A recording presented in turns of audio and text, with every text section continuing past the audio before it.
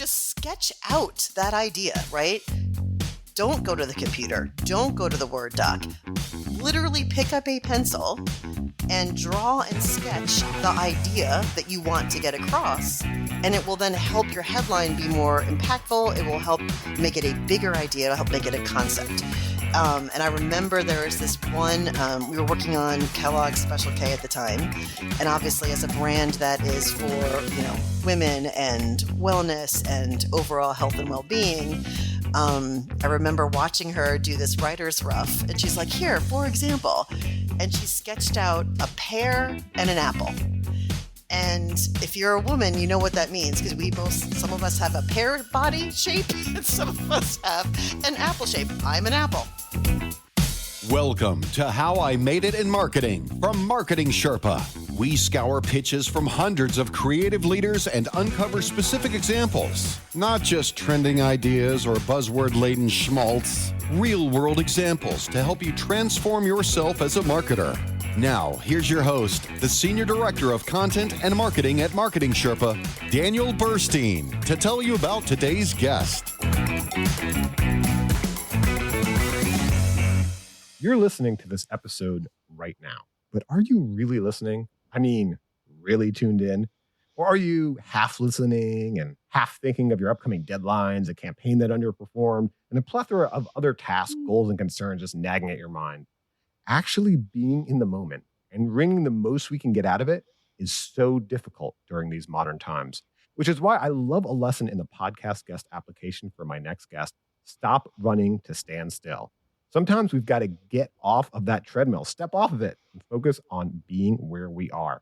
Here to share the story behind that lesson, along with many more lesson-filled stories, is Justine Greenwald, Chief Creative Officer and Co-Managing Director at Mosaic. Thanks for joining us, Justine. Thank you for having me. Excited to be here. Let's take a quick look at your background. You started as a copywriter, woman after my own heart. You were creative director of Ogilvy and Mather. You were executive creative director of Geometry Global, another WPP agency. And for the past 4 years, you've been chief creative officer and co-managing director at Mosaic. Mosaic is an Acosta Group Agency. Privately held Acosta Group is 96 years old and serves 2,500 clients, including $60 billion brands. As chief creative officer, Justine oversees the strategy, creative, and design departments, 65 people across North America. So what is your day like as chief creative officer, Justine? Well, it's a fun day, I will say that. Usually it starts by really trying to get off, and you mentioned the treadmill, honestly, getting off the treadmill a little bit and really listening to the news, listening to what's out there in the universe. My morning on the way into work, I commute in, I drop kids off at school before I head to the office, and listening and seeing what they're looking at on TikTok and through their socials. It keeps me very much, what is going on in culture that I can then bring into the office with me. And so those outside influences, whether it's sitting in traffic and hearing something on the radio or seeing something outside, that, humans interacting on the street corner, what are they doing? Like wondering about what's going on in the universe and bringing those insights to the work itself actually really helps the work. So then when I get into the office and we're collaborating on ideas and we're looking at work together and we're looking for those kind of emotional connects and how do we connect a brand emotionally with a consumer, those sort of outside cultural influences actually help inspire some of the work. No, I'm glad you say that. First of all, I'm glad you start with fun because Yes. I'm sure also there are deadlines. There are Yes. results you need to meet. And so that you look at it as fun is wonderful. But I'm glad you said that because when I was a copywriter, that was the hardest thing. And that really kind of, as I mentioned, inspired this podcast, and the case studies we do on Marketing Sherpa. It's so hard to get that inspiration and get the ball rolling on the idea when you're an idea person. And I wanted to be a copywriter so much because there's a quick anecdote of what one of my college professors told me in my creative portfolio class. She said, copywriters are the most interesting people you'll ever talk to at a party or meet because they're curious about everything. Right? They're figuring everything out. They're looking at wait a minute, why are you using that pen? Why are you drinking that thing? Why do you do this thing? And so I love hearing you talk about that too, because I feel the same way. So it's not just oh my gosh, we've got this deadline and this brief. It's how do we get the inspiration? Mm-hmm. Oh, inspiration is everything and where you find it. it's actually more fruitful outside of the daily work, right? Like staring in front of a blank screen, looking at your computer, trying to think of something, way harder than if you're out and about talking to somebody else and looking outside as to what's going on. And that's where you find your inspiration for sure. Yeah. Now, sometimes creatives want to get inspired, not just to deliver results, but they want to win awards, right? We love awards. And you said award-winning work takes a lot of work. That is your first lesson. So, I mean, what do you mean by that?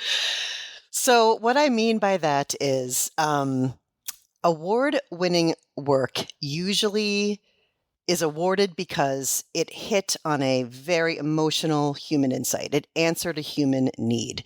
And to really dig into how you get to that place, you've really got to first understand your audience, what makes them tick, and where those emotions are coming from, and then how that brand helps fit that need. And so, great example of a case where we were working on this campaign.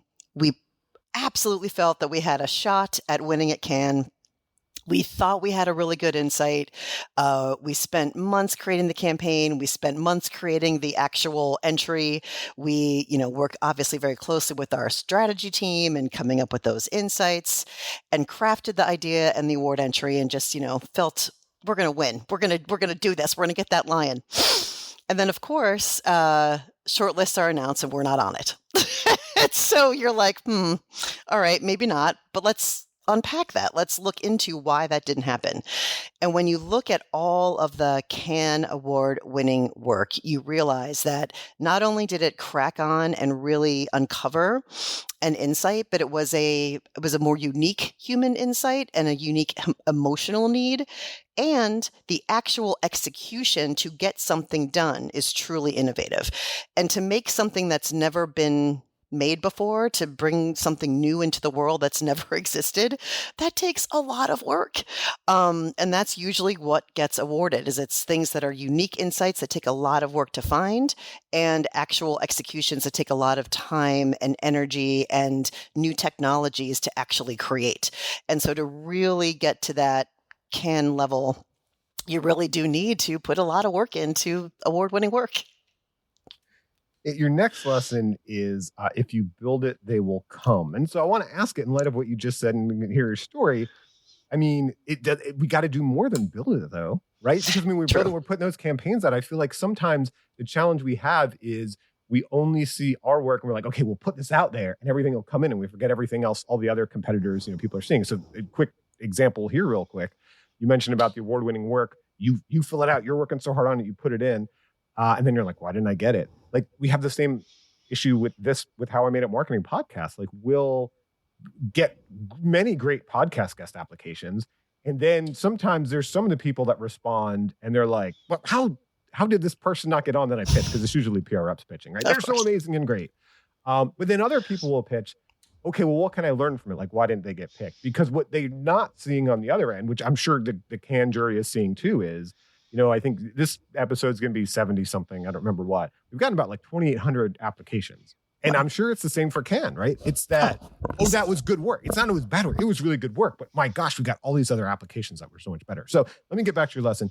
If you build it, they will come, right? I kind of agree, but it takes more than just building any it, right? So how do you find out that it, and how do you build it, and how did you learn this? It's a great question, the it.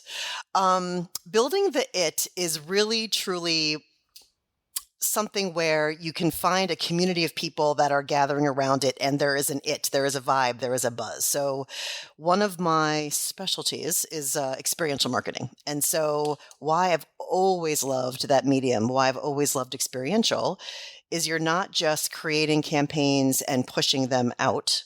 You're actually creating brand experiences, a vibe, a feeling. You are speaking with and interacting with not just a one-on-one relationship with a consumer, but a crowd. And it could be 100, it could be 3,000, it could be 10,000 people. But your goal in building this brand experience is to make sure that that brand and that experience becomes ingrained in this person's memory in a way that regular advertising campaigns just do not, right? Like, you see a TV ad, you see something come into your feeds, you remember it for a hot second. But when you spent 3 hours with a brand and you remember that time that you went there with your friends and you met this celebrity and you got this like amazing swag bag of the best, makeup you've ever gotten. That was one event we did for Sephora. You really do remember, and it becomes part of your memories. And that to me is such a powerful, if you build these experiences, if you build these brand experiences, not only will people come to them, but they will actually remember them and the brand in a way that you really, you can't get any other medium, because it's now a shared memory with you and your friends. Yeah, so you mentioned Sephora. The Sephora event was called Sephoria, a mixture of Sephora and Euphoria.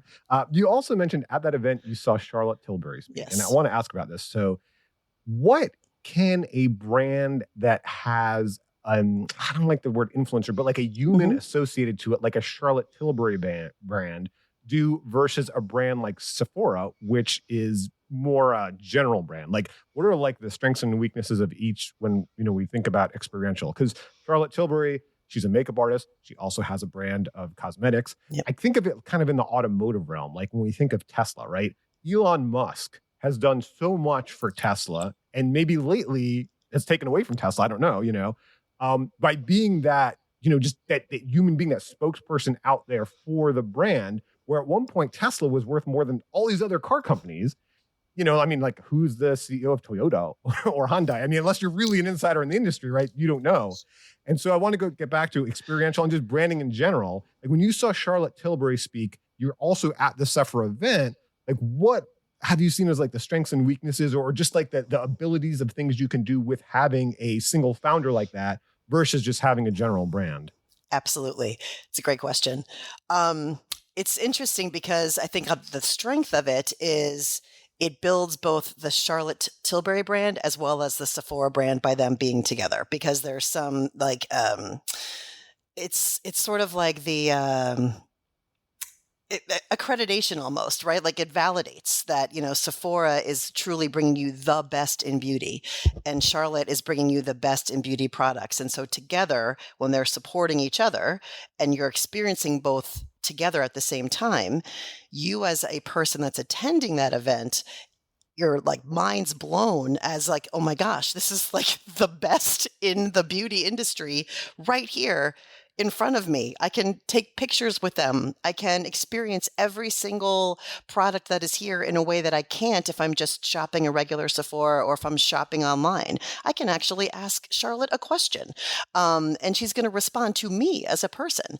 And so I think the strength of having those partnerships and the strengths of having those big brands working together to really tap into the love and the fanaticism and the passion of an audience like that really does sort of all boats rise when you think about it that way. And there's really not a downside, because from a consumer perspective, which is really at the end of the day, who both Sephora and Charlotte Tilbury are trying to engage, it's just one more marketing lever, depending on how you like to say it, that is really helping grow their overall brand presence and their overall brand, advocates.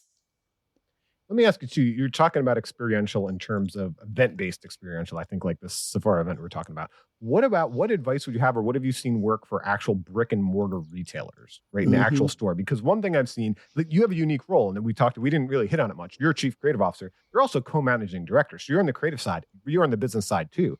And we've had this idea come in the past, 10 to 15 years about the rise of e-commerce, right? And e-commerce is so great. And when you look at it from that business perspective, you got to love it, right? We don't have to pay leases. We don't have to have in-person employees. It's just so darn efficient, right? And then we had COVID. It became more efficient.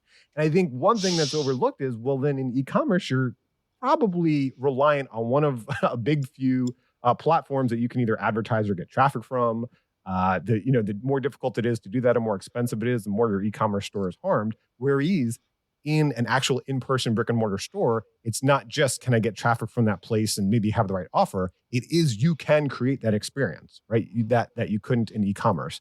There's that creative element, not just that ruthless. The thing that Wall Street would love to see is like, oh my gosh, it is 0.2% more efficient to just sell everything through e-commerce because we have one warehouse and less employees and whatever. So what have you seen work in, not just big event-based experiential, but, that tiny experiential just in the store? Absolutely. So sampling, what we call assisted sales and training, having somebody on the ground as a brand ambassador, again, actually really makes a difference. So especially when you're talking about high education categories. So like you think about technology, you as a person, you want to go buy a computer, you want to buy a phone, you want to buy, any headphones. There is something to the high-tech categories, and beauty, you could argue, sometimes could and could not be and fit in that category, but somebody, a human, an actual human, that can help you understand the difference, right? You can go online, you can go on e-commerce sites, you can look at all the PDP information you want. You get a sense of the, basic product benefits, course, but I still have questions. So now what? So that's where the sort of, and what I loved seeing coming out of COVID, retail is so not dead. It's just boring retail that is dead. Nice, yeah. Like you want to make sure that your experience as a brand in a retail brick and mortar is something that is additive to your experience with that brand. And so in today's world where you are looking at your phone, you're looking for information, you're getting it, you're hearing it from friends, really at the point of purchase, especially for those big categories, that little extra help, that little extra understanding, that little extra, my personal need. Again, back to the human insights and the people that we're talking to and understanding the curiosity of what makes somebody buy something, knowing those things and being able to have a human one-on-one conversation to answer your personal questions about what you're going to buy really, truly makes a difference. And we have the data to prove it. So I think, it depends, also on your CPG category, it's debatable, but I do think if you think about it in a way, think of a category that I don't even work on. I don't know, butter. Why not? So a taste test really does make a difference at the end of the day. So again, something as simple as butter, when you think about what a human can do for you in the retail brick and mortar space, it can be the difference between trying something and not.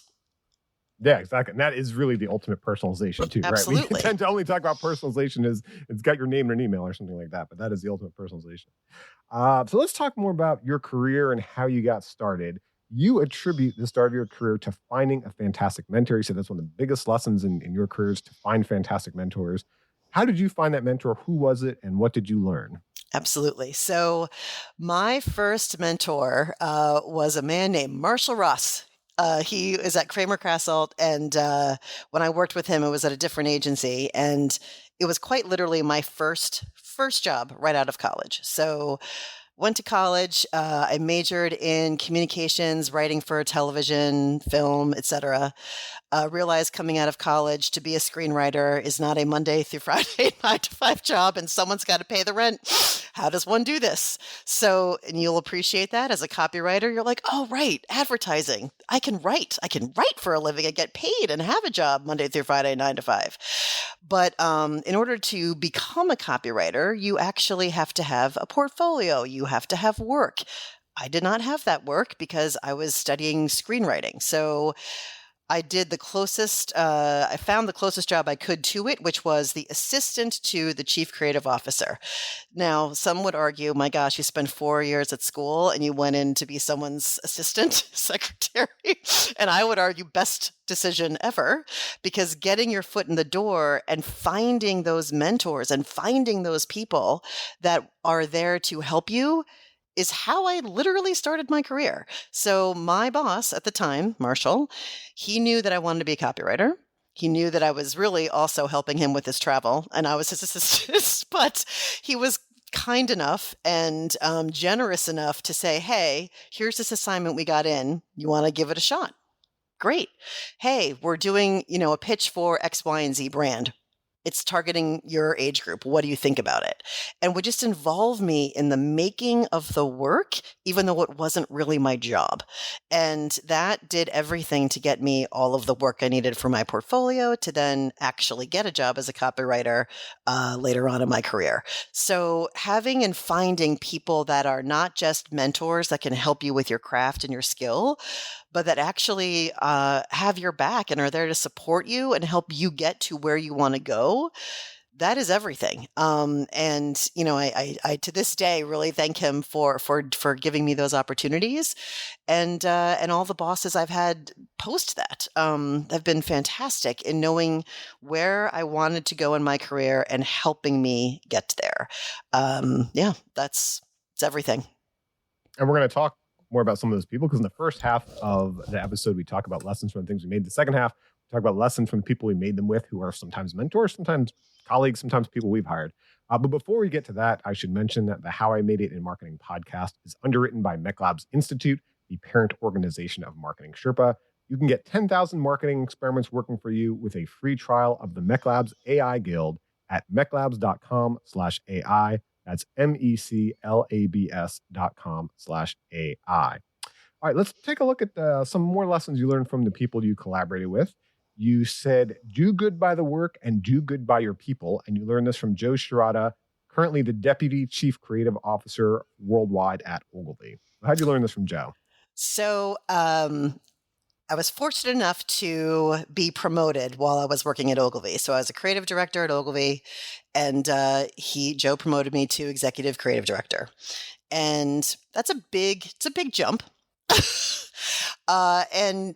I personally had a bit of the imposter syndrome, of like, oh my gosh, like, I don't know if I can do this. Like, that's a big job. That's a big responsibility at a very big global agency. And I talked about Cannes Awards earlier. That agency, and Joe in particular, I mean, hundreds of lions and awards. So it was a very intimidating spot to be in, as I hadn't won one yet, and I was really learning the craft of being a creative director, let alone being an executive creative director. And so I expressed this. I was like, I'm very obviously thankful and appreciative of this promotion. I'm excited to do it. But a little advice, because I just really, what is the difference between a creative director and executive creator, and how does one do this successfully? And he said, it's very simple. It comes down to two things. Do good by the work, do good by your people, and you will succeed. And it was just beautifully simple, beautifully clear, made perfect sense, right?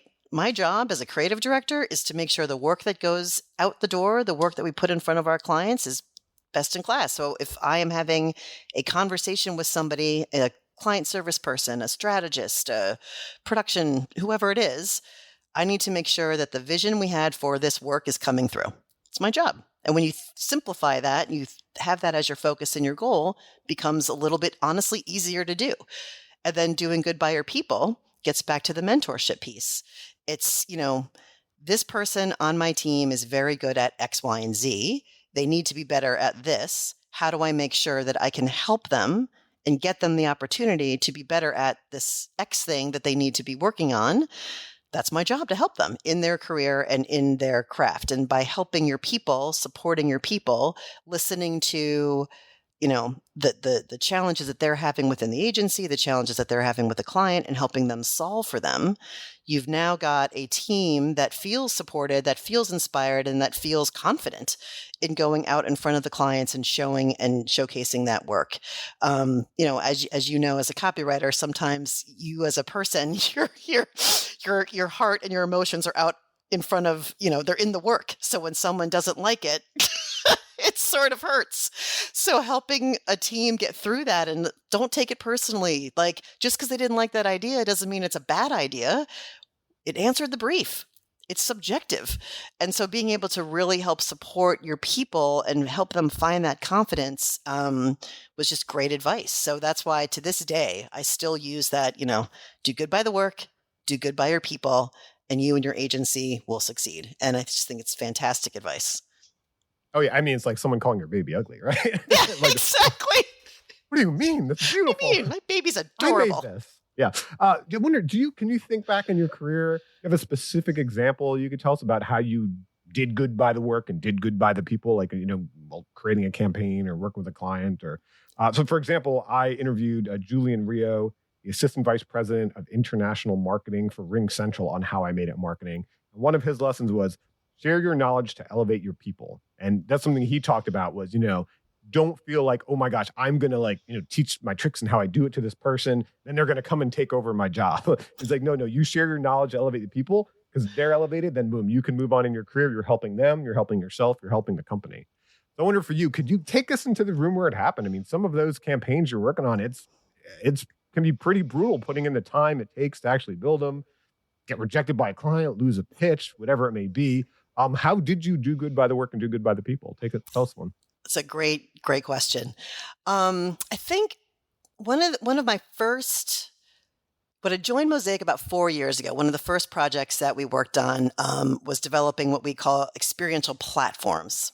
And we were doing them for Anheuser-Busch. So Stella Artois, fantastic brand, right? Just one of my personal favorites, actually. And we were tasked with, what is by platform idea, especially in the experiential marketing world, it's not just like, what is this experience? It's like, this is a platform that can exist in any way, shape, or form. When this brand shows up, what is that platform idea that it's associated with to make it, consistent across any touch point that a consumer is in? So it sounds, again, simple, like, oh, it's just a hook, it's a theme, it's a platform. But to really think about the difference between a platform idea and a headline, those are two very, very, very different things, right? And so it was our job to come up with these different platforms. And so the creative director that was working on this and his team, we were just in rooms, like one word on a page over here, images over here, here's the brand history. I mean, it looked like the movie with Beautiful Mind, where you go into the garage and you've got like threads and markers and stuff drawn over things. I mean, it was a mess. But coming out of that session, you start to see themes, right? And you start to hear different things rise to the top. And so in doing good by the work, and you see a room like that, you're like, okay, this brand, it's from Belgium. There's a European history to it. How do we bring that sort of sense of, how, oh gosh, this is why I've always wanted to live in Europe, like the cafe lifestyle. Take a 2-hour lunch, enjoy yourself. And that's the whole point of this brand. And they were trying to make sure that people took time to enjoy life with others and savor that time together, savor it over beer, savor it with casual meals, savor it with your friends. And so that sort of idea started to form in this idea we called Port to Stella, as in the port lifestyle that you find in European cities, and how we start to really bring that together. And in supporting the people, selling that idea in to the clients was really, really hard.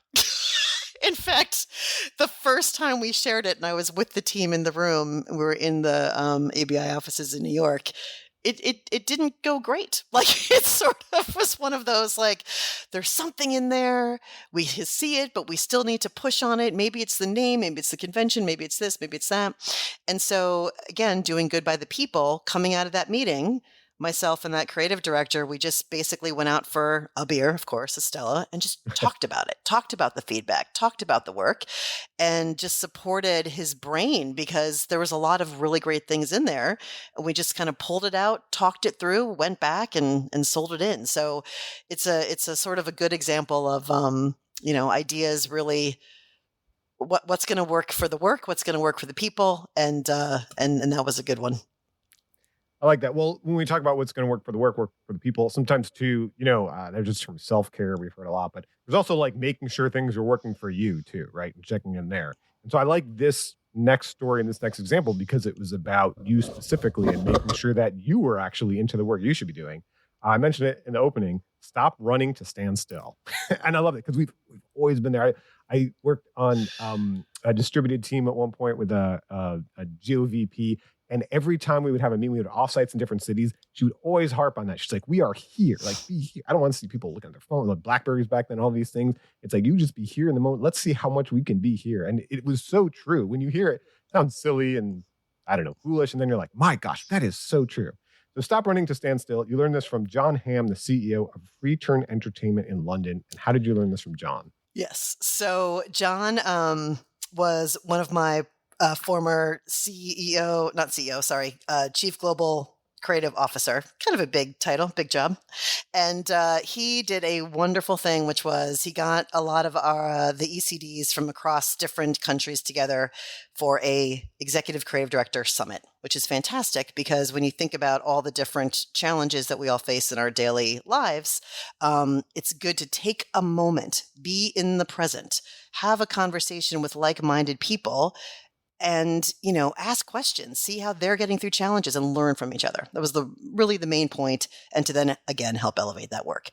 And so I just remember it so succinctly. We were at breakfast, and you know the drill. You get up in the morning, and you see your inbox, and there's, 80 emails from teams, and they're asking for advice on this, and can you look at this to give this feedback, and the client challenges on this, we think this is the right answer. Okay, great.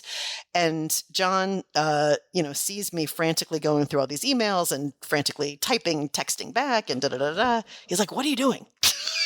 I was like, well, the team's asking for advice. I got to answer everyone's emails. He's like, do you trust them? Do you trust your team? I'm like, I implicitly trust my team. They're fantastic. They know what they're doing. He's like, then just say, looks great. Send. You need to be here in the present.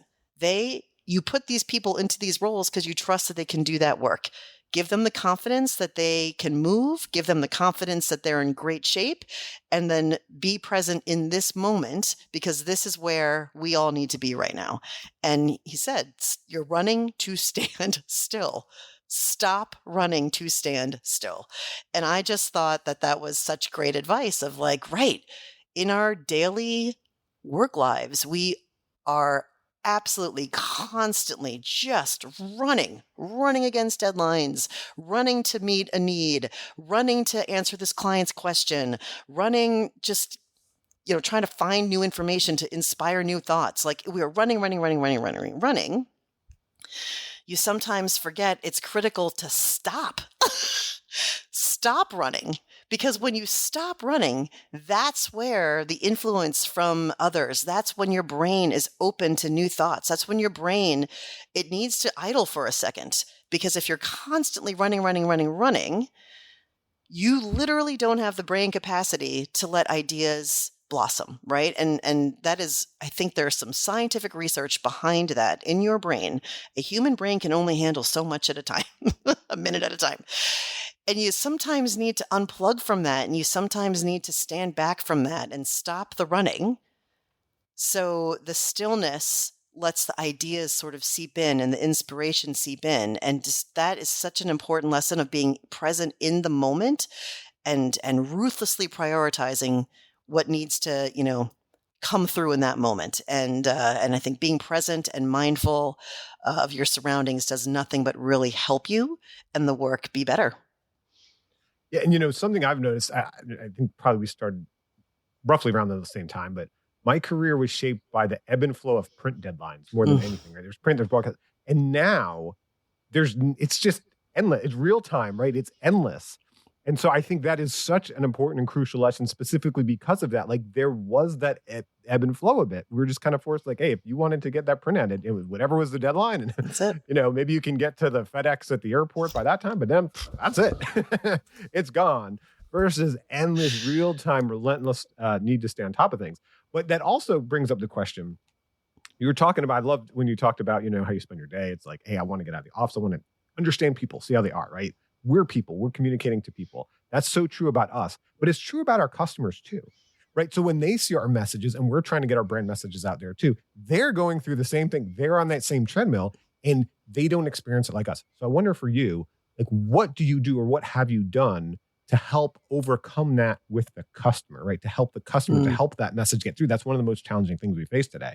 And give you an example, our CEO, Flint McLaughlin, had a keynote that I loved, and he talked about overcoming the prospect's perception gap. And this whole idea that the prospect, the potential customer, doesn't perceive everything we want them to or everything that we see, right? Like an example I love to use is when I worked on a TV campaign or any sort of video campaign, right? Like the person seeing that now, they might see that, on their phone with a weak data signal, or they may see that it's interrupting, the TV show they're watching, or they may see that now like out in an event when, their kid just dropped their hot dog, right? But the way we would edit it is it was fun. Like you'd go into the studio, step out of the office, you're there with the editor, they're catering lunch, you're sitting on a leather chair. They've got these beautiful screens. I mean, this Dolby surround audio in there. You know what I mean? Yes. Every little detail in the video, but it's the customer is perceiving it so differently.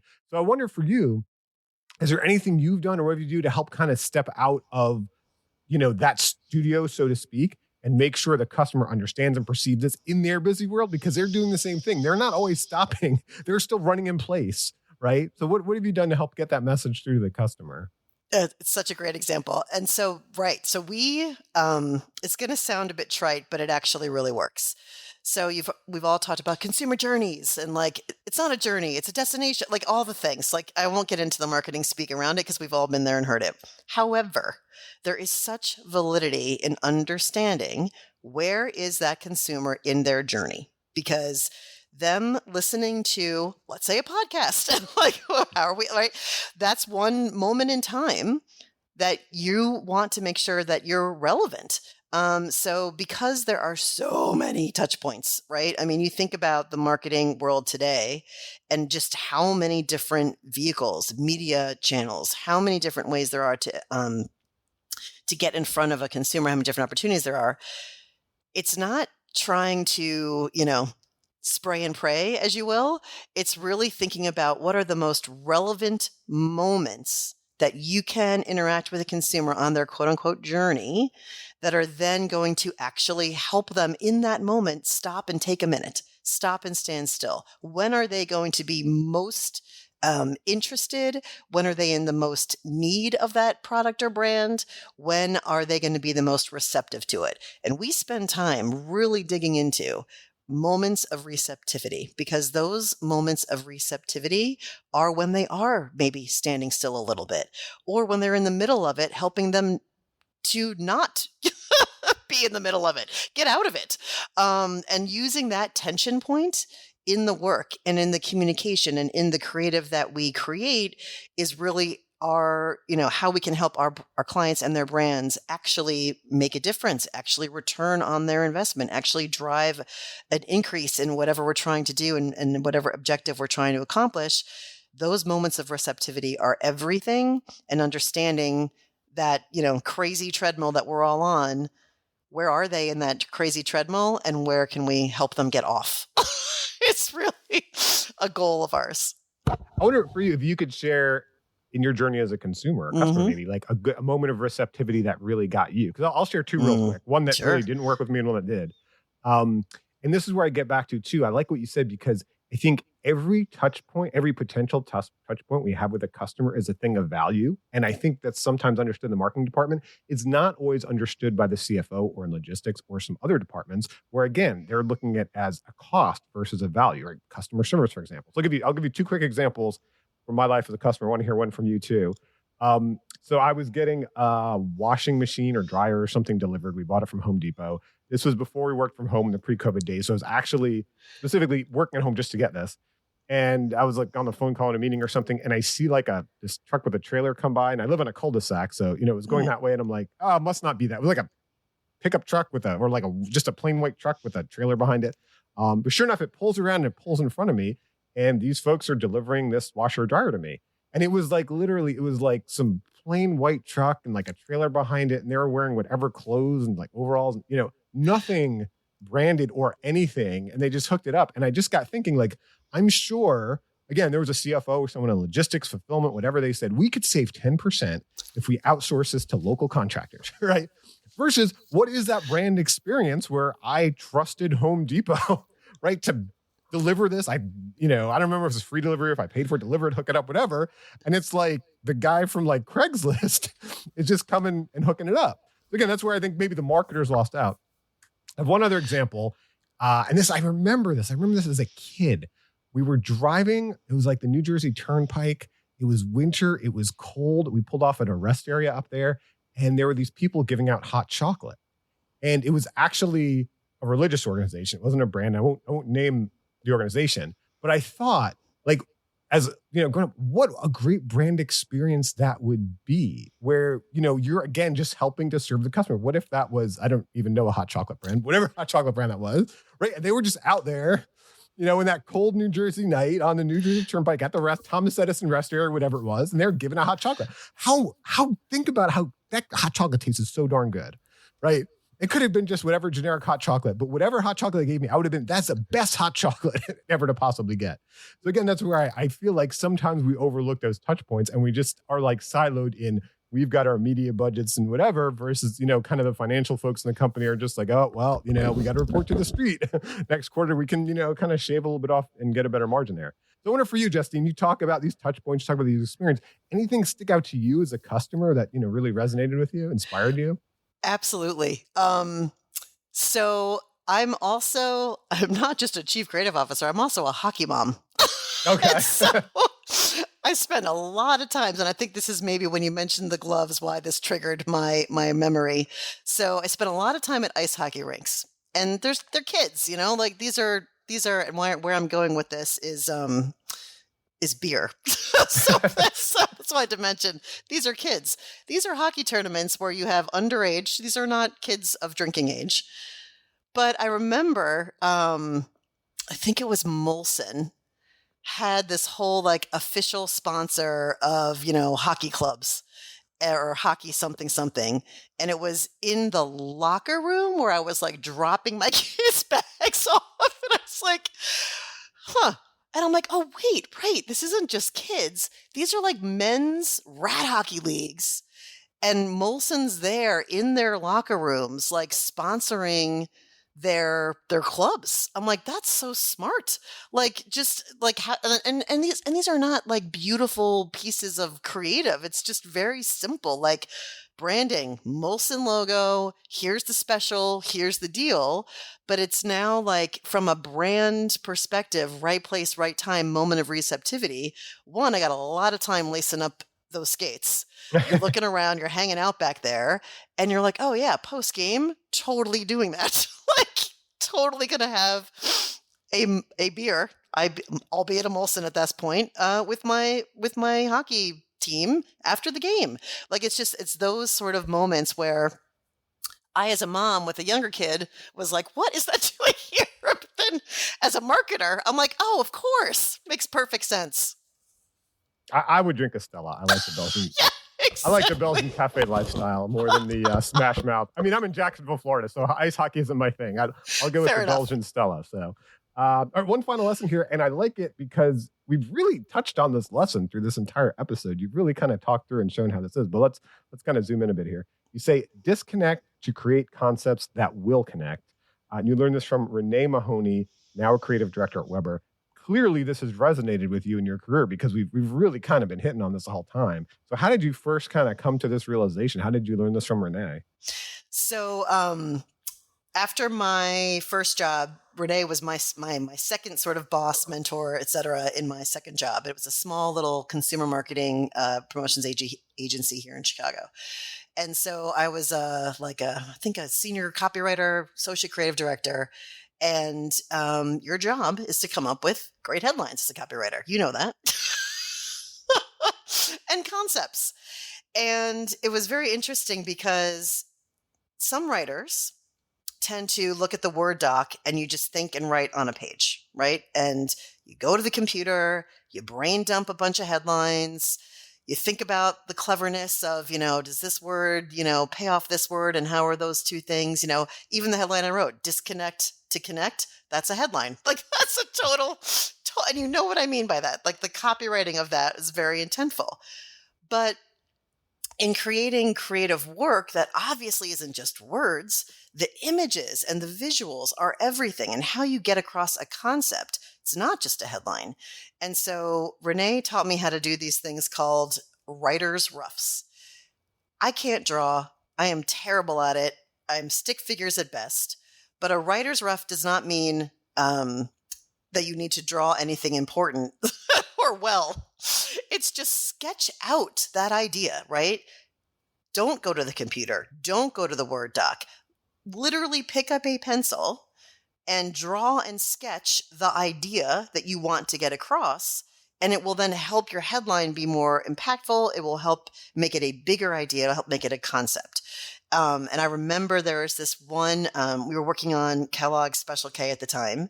And obviously as a brand that is for, women and wellness and overall health and well-being, I remember watching her do this writer's rough, and she's like, here, for example, and she sketched out a pear and an apple. And if you're a woman, you know what that means, because some of us have a pear body shape and some of us have an apple shape. I'm an apple.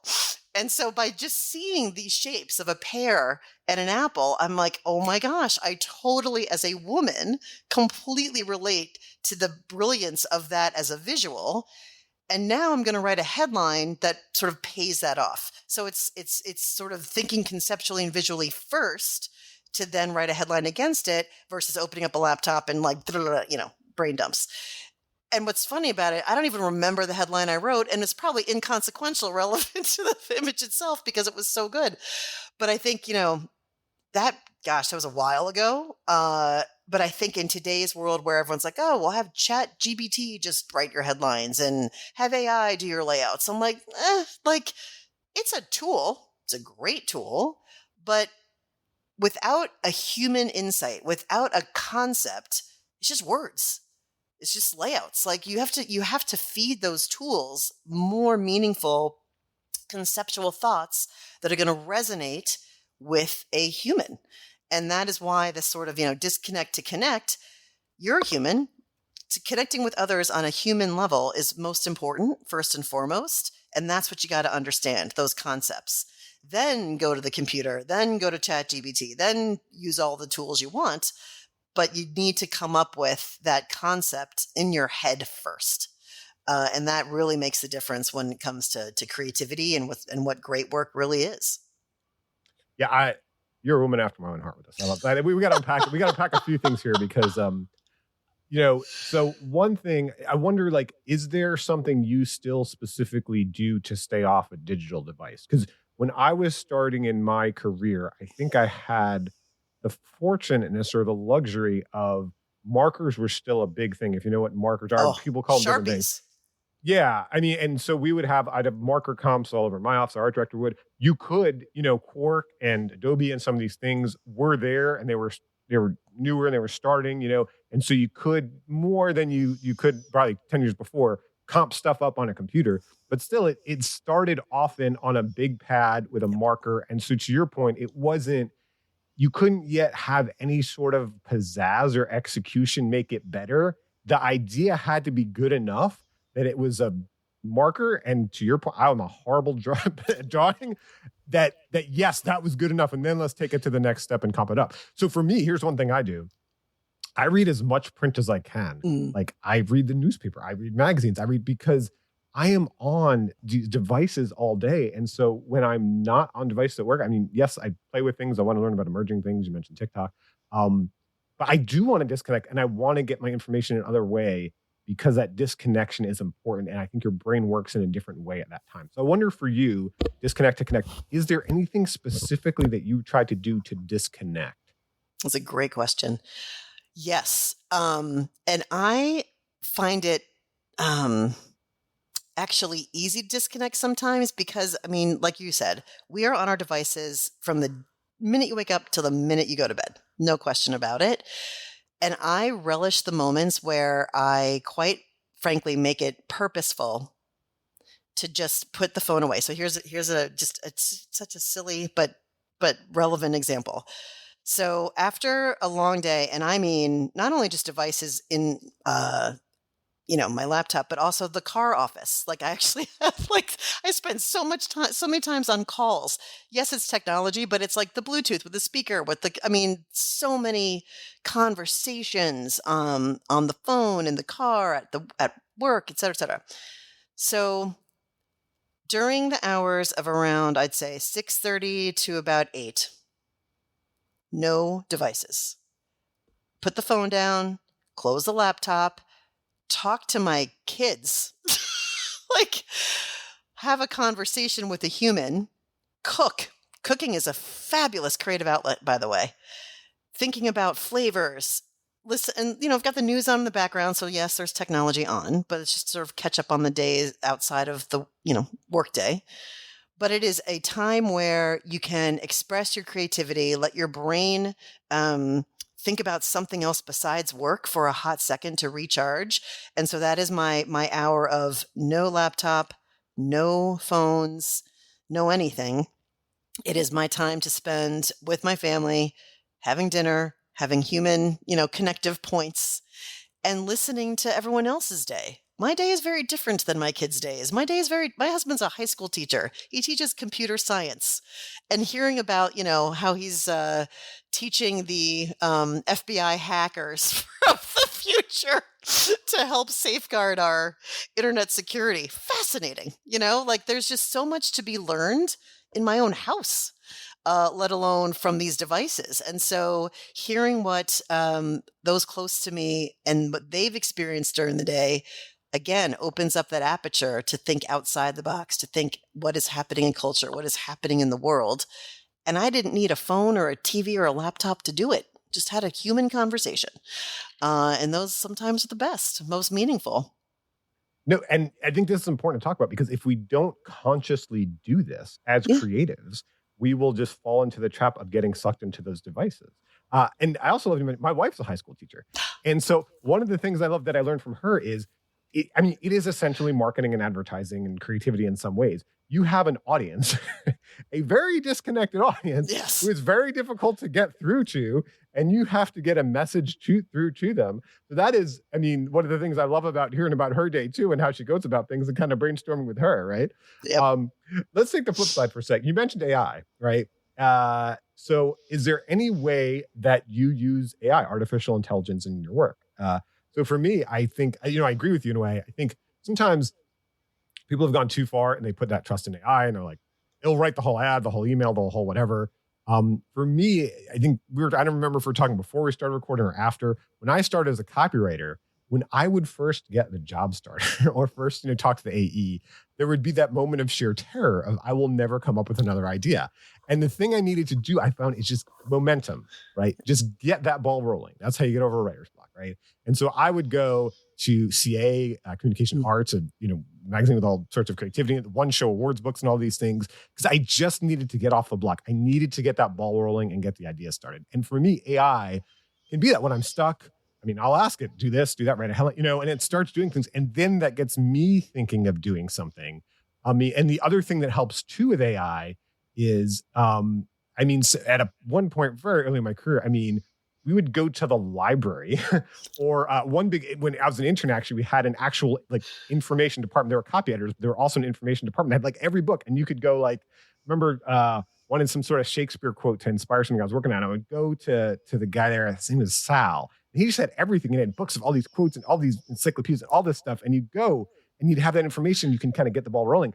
And so for me, AI, I can take large amounts of information, right? I can take a whole transcript from a YouTube video. I can take a chat from a Zoom, webinar we've had with our audience. And I can go, Claude's a little better with this if people use different tools, because you can put a lot of information in there. I can put that in there and then ask it questions about it, all that information. And for me, this can kind of get the ball rolling. But I do agree, I do think that the thing we have to be careful for, which the same way we do with other digital devices, is not to outsource our brain to AI, right? When we when our brain, our creative muscles get lazy, and it's just boom, okay, I need a concept for an ad or an event. What's a tagline for an event? Here's information about the company. What should it be? So for you, Justine, on this, I think we're on the same page about disconnecting to connect. I think that's so important. Is there anything you do use AI for though today? Absolutely. So We use it, and I know I'm going to sound like a broken record around human insights, but it's the truth. So, outsourcing your brain, I love that. It's true. You don't want to do that. But when we are solving for ideas for clients, obviously the word, innovation. How are we using innovative technology to do that? That is where the world is today. And we're, of course, embracing that, wanting to make sure that that is relevant. I just speak to this Gen Z audience that's growing up with it it's second nature to them. We've got to make sure that it's doing good by the audiences that we're talking to. So we are using AI in solving for human challenges and insights. So using AI in a way to solve for today's lifestyles and helping, and really looking at ways to help unlock the technology to serve humans is really the goal. Not just using it to, and of course we also, same thing, use it as a fount of inspiration because there's so much out there. Like, we use Midjourney a lot, Chat GPT, of course, and just using those tools as inspirational founts of sparks for sure. But then when we're really crafting it to solve ideas for our clients, it is coming in as what is it and how is it helping solve a human need? And that's sort of how we've been inspired by it, using it, excited about it, and excited about the possibility of what it can do. Yeah, serving a human need. I like that. Let me ask you one more question because you said something previously in your answer that just excites me or taps into something in me, I guess. When you're talking about disconnect to connect, and you're talking about like finding that right word, and getting that right word is just so important. So I wonder for you, is there something you do to try to get into the head of the customer to understand what that right word should be? So for me, I know I mentioned our founder Flint McLaughlin before. He had another great video where he talked about talking at your customers versus talking to your customers and the stark difference there. And so for me, I try to go somewhere where I can hear the customer in their own language. And this has gotten easier and easier with online stuff, right? You could like read reviews. You can look into customer service, how they're talking. Sometimes just even like getting to get them on the phone or sit down and talk to them. And I'm really listening to like, what words are they using to describe a goal or a challenge or the product? One example I remember for a dialysis company, it was, I think the right name for medical name is nephrology, I think. And they were using that, right? And, people were using kidney doctor, right? So you could use nephrology. No one was really going to know what you're talking about, or you can use kidney doctor because that's what they knew. And there's, so many examples in every industry. So I wonder for you, Justine, like, how do you get into the head of the customer to find those right words to use? It's a great question too. It's funny. I have to think about that for a minute. I think mostly this is where my strategy partners and my strategy team are the best. So we do what we call sort of profiles in dimension. And so we'll look at different audiences and say, okay, this is who we're trying to communicate with. 25-year-old midlife crisis, not midlife, quarter life crisis. Cut that life. Quarter life crisis at 25. This is what's going on in their head. This is what's going on in their world. And quite literally looking at posts, looking at how they're talking with each other and their friends, looking at the concerns that they have about where they are in their life, like a quarter life crisis. I remember being 25. That is like a lot going on. Who am I dating anyone? My friends are starting to get engaged. I don't have not the right career. That is a just fantastically rich territory to mine for descriptive words. And how are people talking about how they're feeling in their life and what is important to them and what they really care about. And so by just digging into sort of those, where's the emotional richness and the emotional territory that age group, that target audience, that consumer is really wrangling with, that's where the rich words come from, is those sort of, tension points of what's going on in their lives. And then from there, matching that sort of emotional words and how they're describing that state of mind. And then matching that up. And I've actually done this too, where here's all the product benefits and the brand name and all of the good things. Here's what this person is saying and what this person is needing and the words they're using to describe their emotional state. Where are their synergies, and how do I now bring those two things together to make this product and or brand very relevant to solving this need that this consumer is clearly having. And that's where the whole copywriting fun of the puzzle game that it can be, of matching and words, and it's the Jenga puzzle of word play. Have at it, And that emotional resonance is so important, because the wrong word hits the wrong note, the wrong tone for that person. We got so many words to choose from to say the same thing. One can feel like hype, one can just feel flat, and one can feel like, yes, they get me. Yes, that's right. Right. And that's what we're going for. All right, Justine, we've talked about so many different things about what it means to be a marketer in this conversation. What are the key qualities of an effective marketer? Key qualities of an effective marketer. I do think a key quality is, and probably the most important one, to me at least, is knowing your audience, but not just your audience, but what your audience wants. Like that's a very popular phrase, know your audience. Well, of course. But knowing your audience and what they want and what they need, that double click down is critical. And when I say know your audience as a marketer, it's not just the target audience, the consumer audience, it's also the client.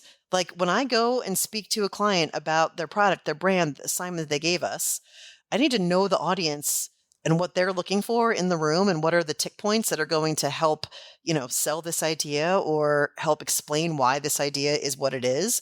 So it's knowing your client audience. It's obviously knowing your consumer audience.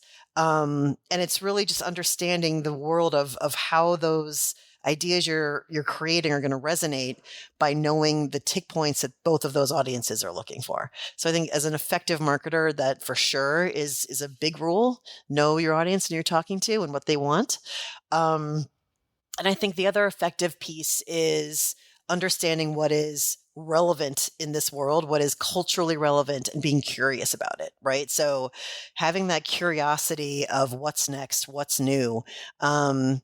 Obviously, as marketers and as creatives, we're always pushing to find what's next, what's new, what's different, because that also is a mark back to the sort of first question, that can award worthiness. It's never been done before. That's why it won, So what's never been done before? What is new that is out there? And the only way you can get to what's new is by being curious about why something doesn't exist, or this is a need that I never even thought somebody had. Like really digging into and understanding with that sort of passionate curiosity, what does the world need that it doesn't have yet? And sort of really thinking about how that brand or that product or that client can answer that need. That to me is a very exciting, and why, again, back to the beginning, why this is a fun job. Like, it is a fun job, right? I love, I remember in college, my favorite courses was doing ethnographies. Ethnographies were basically like, pick a person on a bus, person in a field, person in a classroom, whatever, and think about their backstory. Think about the humanness that they came from. Where do they come from? And so being curious about others and where they came from and their backgrounds and their stories, like that is a fun, amazing job to be able to have that as the sort of, North Star of really understanding what makes humans tick and how do we help brands answer those needs. That is a fun and exciting world, and I'm really happy to have spent my career doing it. No regrets. Well, thanks for letting us dig into your career, Justine. This was a very fun conversation. Good. I'm glad. I agree. Thank you so much for the great questions and the great conversation, and for inviting me. I'm so appreciative of it. Absolutely. And thanks to everyone for listening. Thank you for joining us for How I Made It in Marketing with Daniel Burstein. Now that you've gotten inspiration for transforming yourself as a marketer, get some ideas for your next marketing campaign from Marketing Sherpa's extensive library of free case studies at marketingsherpa.com. That's marketingsherpa.com.